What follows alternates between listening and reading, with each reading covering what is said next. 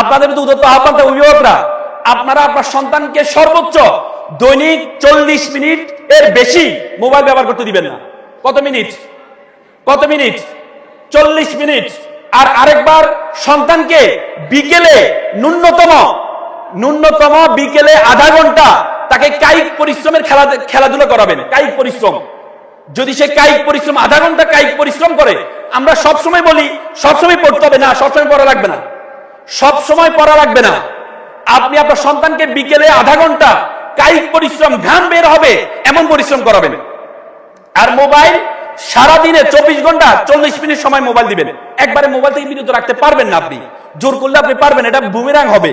তো সুতরাং টাইম ধরে 40 মিনিট তাকে মোবাইল ব্যবহার করতে দিবেন, এর বেশি মোবাইল ব্যবহার করতে দিবেন না।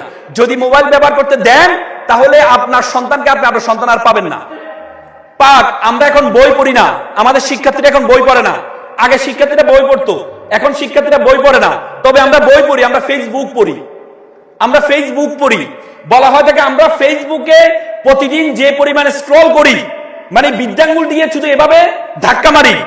বলা হয় থাকে 7 মাইল মানুষ হাঁটলে, তা না হাঁটলে যে পরিমাণ সময় ব্যয় হয়, তত সময় আমরা শুধু বলি বিদ্যাঙ্গুল। কারণ বিদ্যাঙ্গুল দিয়ে কি স্ক্রল করা সহজ নাকি? এভাবে করা সহজ না, এই কাজটা করি। আপনার ফেসবুক তোমরা দেখবা আমরা এখন বিভিন্ন জায়গায় আড্ডা দিতে যাই, বন্ধুরা আড্ডা দিতে যায়, সবাই মিলে মোবাইলে ফেসবুক ব্যবহার করে, কথা বলে না, আড্ডা দেয় না।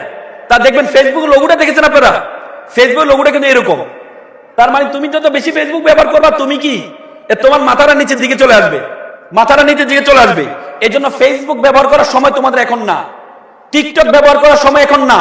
আমি বিশ্বাস করি কুমিল্লার ছেলে মেয়েরা টিকটক ব্যবহার করে না, করে ওইদিন কুমিল্লা একটা স্কুলে শতভাগ ফেল করেছে।